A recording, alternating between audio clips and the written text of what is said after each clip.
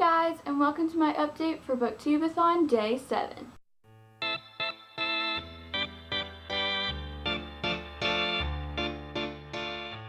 So today I am very pleased to tell you that I have finished The Little White Horse, and this book I think is one of my new all-time favorite books. It is amazing, it's beautiful, I love it in every single way. I love this book so much. I would definitely compare it to the Chronicles of Narnia series by C.S. Lewis. It definitely has a huge Christian element to it, which surprised me because the movie has nothing of the sort in it. And I'm quite sad that it doesn't, because this book is fantastic. I mean, it's so good. And being a Christian myself, I could relate to it just that much more. And the story is so different and so much more intricate with that in it, and I just wish the movie had that. Speaking of the movie, I have not watched it yet, but I plan on doing that as soon as I edit and upload this video. I will definitely complete that challenge of reading the book and then watching the movie adaptation. But going back to this book, this is like a 1,000,000 out of 5-star review. I cannot rave about this enough. I want everyone to read this book because it's the perfect fairy tale in my opinion, and it's just so rich and deep and complex, and I cannot rave enough about this book. However, because I love this book so much, I decided that I would do the video challenge for today based off of this book. So the challenge for today is to tell the story of a book using covers of other books. So without further ado, here we go. So The Little White Horse is a story of 13-year-old Maria Merriweather, who is a very prim and proper young lady, and it is the story of her and her nanny, Miss Heliotrope, going to live at Moonacre Manor. And at Moonacre Manor is Maria's very mysterious, but very kind and wise and loving uncle. Now, I didn't picture him quite like this, but you get the point. And while at Moonacre, Maria very quickly falls in love with the manor and the woods and the trees and the wildlife that resides around it.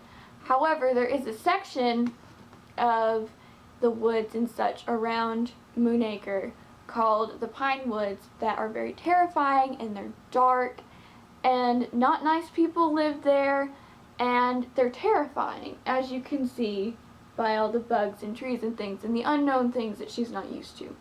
And these not so nice people that happen to live in the Pine Wood are just called the Men of the Dark Wood, and the cover of this book instantly reminds me of them, because in the movie they have crows and they have feathers on their heads, and it's very, yes, this wing, it very much so could be the symbol of these people. And they steal from the villages, and they're very mean and wicked, and it seems like there's no hope for them. However, with the help of her few friends, including Rolf the dog, who is a very interesting dog as you find out, and Periwinkle, Maria's pony, along with Serena the hare, and Zachariah the cat, they go on adventures. They soon discover all of the amazing mysteries, and they uncover just some very interesting things about Moonacre and the troubles that have besieged it. Now, along the way, we learned about several romances that have occurred in this book,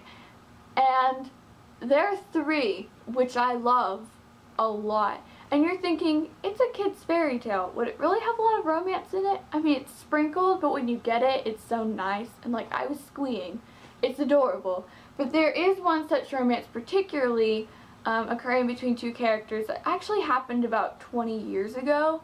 And so I thought, here's their younger versions of themselves. And as I don't want to spoil the ending of the book for you, I won't. However, I will say that there probably are wedding bells at the end of The Little White Horse, and it's gorgeous and amazing, and there might be more than one set of wedding bells, but that's as far as I'll go. And maybe in one of those weddings, one of them even does ride a horse. Of course, I could not end my book cover challenge without including the Bible.